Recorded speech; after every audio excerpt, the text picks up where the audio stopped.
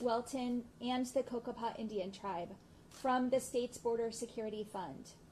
This funding will allow these cities to invest in meaningful technological support and ensure they have the tools needed to effectively manage the border. Previously, this type of funding was used for political stunts that didn't effectively help law enforcement do their jobs. Under my administration, working closely with cities and counties, we'll continue to carefully evaluate and identify specific needs of each area and tailor support to meet those needs. For example, in Somerton, the leaders behind me have identified the need to modernize their equipment, including additional fleet vehicles, security cameras, and communication systems. These types of changes will make a real difference, not only allowing law enforcement to do their jobs more effectively, but also keeping communities safe and using taxpayer dollars responsibly. I made a promise to Arizona that I would put politics aside and bring people together to strategically tackle our state's biggest issues. This funding reflects that promise. I'm committed to assisting local law enforcement while also ensuring the humane treatment of migrants in our facilities, and will continue working closely with community organizations and Border Patrol to make that happen. Again, thank you to local law enforcement for your work and for being here today. And now I'm going to hand it off to Somerton Chief of Police, Araceli Juarez, to speak more about the funding. Thank you, Governor. Thank you. Thank you. Good afternoon, everyone. We have worked hard to identify our specific needs and are excited to be receiving this vital funding. Currently, our department just has one detective, and we seek that funding to add to our additional staff who will focus on trafficking, drug cartel, and additional activities. The money will also go forward towards expanding and updating our fleet, allowing our agencies to conduct covert surveillance operations of people, places, and vehicles without discovery. We are grateful for the coordination from the Governor's office to ensure these funds are received and used properly. We will continue to work closely with the Governor's office and are confident in our ability to manage the border. Thank you. Thank you, Governor.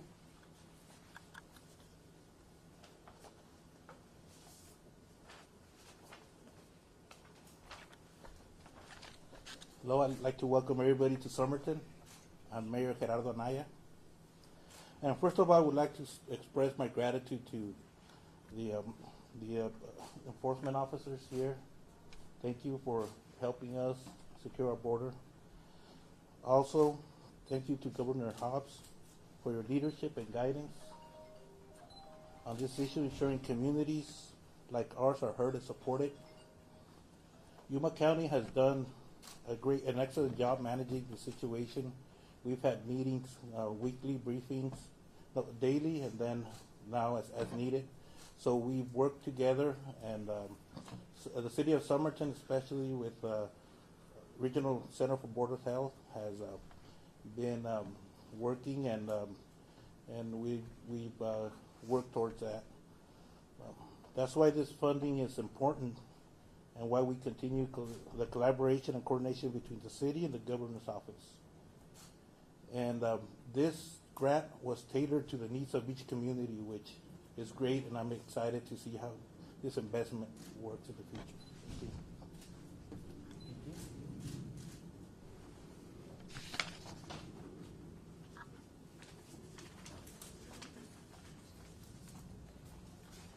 Well, good afternoon.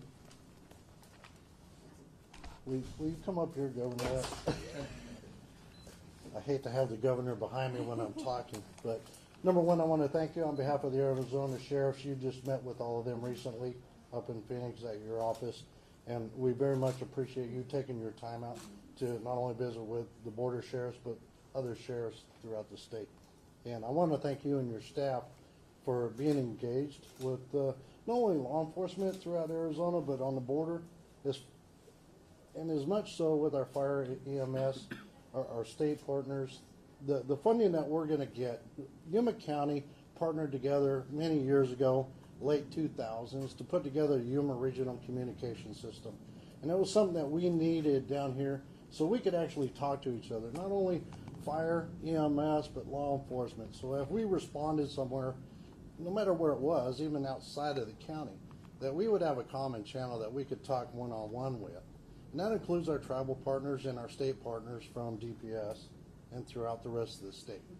And we were able to build that infrastructure, but now, because of technology moving forward, this funding will allow us to not only upgrade the current YRCS radio system, but also help build upon what we've been working on as far as all along the border.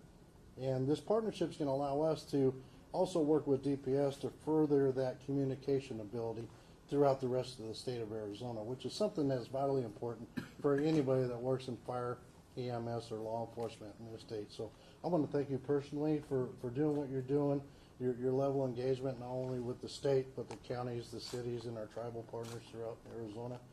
Every little bit helps, especially now. So I want to thank you personally for doing what you do. So much. Thank you. Thank you, Sheriff. Chief?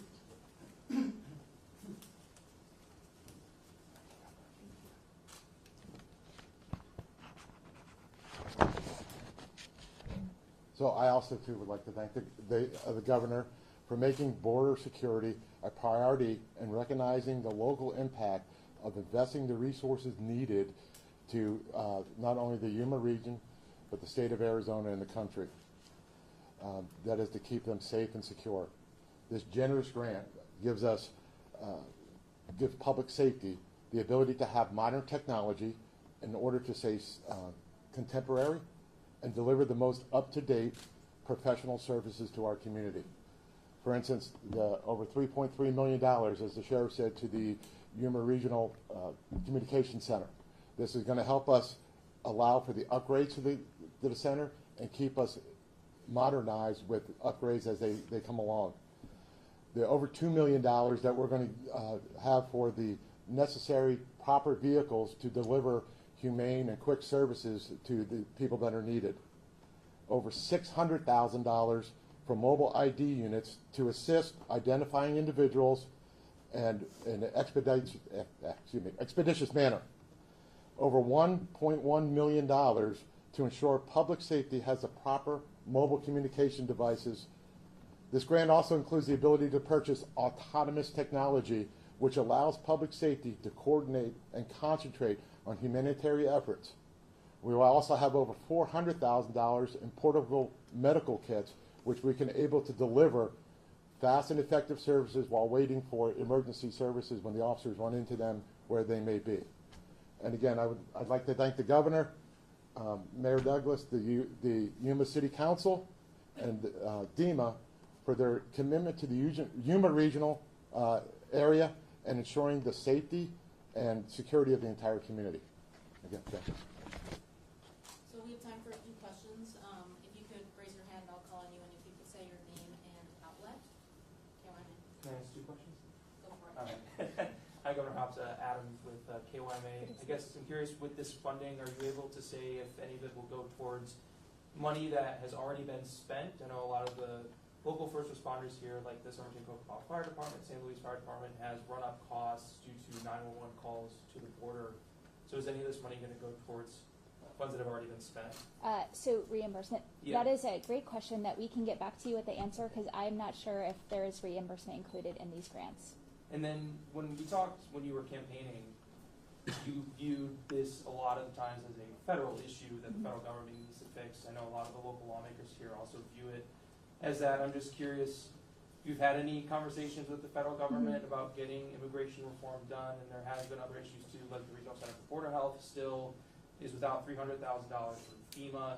I'm just curious how those efforts have gone since you've taken office. Yeah, I mean, we've all seen the issue of immigration be kicked around like a political football for decades, and I don't think that's going to change anytime soon. And so what we're focused on addressing is the pressing needs in front of us right now as the result of Congress and the federal government's failure to act on immigration reform. And so we've spent our time and focus on meeting with local leaders from day one of my administration to find out what the needs are and how the state can be helpful in addressing what, again, is a federal issue. But we know the needs are here now, and we need to take some action. So. And is this your second visit to Yuma since you were inaugurated? Yes, Yes, yes, okay. yeah. Just wanted to confirm that too. Thank you. Hi, my name is Maneri Ruiz. I'm with Univision Arizona. My question is, we know Yuma does not have the economic situation to actually handle everything that's going on. That's why this grant is coming here. One of the biggest problems as well is not having a shelter for migrants coming here. And it also goes along with the fact that that's why CBP 1 is not working on this border crossing area. Is this money, or would there be another funding eventually to create some type of shelter for migrants here? So we've been working again to address the issue primarily with the lifting of Title 42 and the capacity for folks, and working to decompress the border communities and get folks where they need to go. And so that's been the focus of our efforts. We've been working closely with Yuma and other cities that are getting a lot of those folks in. We've been able to avoid thousands of street releases, and we'll continue to monitor the situation and respond as needed. Anything else? Oh, okay. One more and then we'll call it wraps. Are you, can you just talk about currently what the busing situation is out of Phoenix? Is the state still running those buses to cities on the East Coast where migrants are trying to get to? We are getting folks as efficiently as possible to their destination, and so we have been busing people primarily out of Yuma and Tucson into the Phoenix area, where there's capacity to temporarily house them until they can get to their final destination. We've also been taking them to transportation hubs, and then again helping them get to their final destination. We have done a few out-of-state buses, but I don't know the total number. We can get back to you with specific numbers on what we've been able to do with that. Buses from like Phoenix to DC? Are we? Oh, yeah. We'll follow up with you with the numbers. What do you just make of the statements a lot of times coming from those mayors that are complaining about the migrants being sent there? We are getting folks where they want to go, where they have sponsors, where they have support and services, and we're not doing any of this just randomly. We are making sure that we're in contact with the local officials and that these folks have a place to go when they get to the end of their destination. All right. Thanks, everyone. Thank you. You have other questions? Awesome, thank you.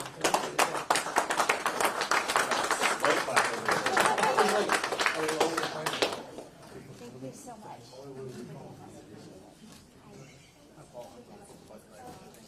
Yeah. Thank you so much.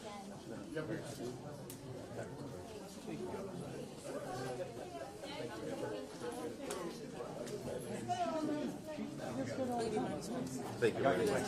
Yep.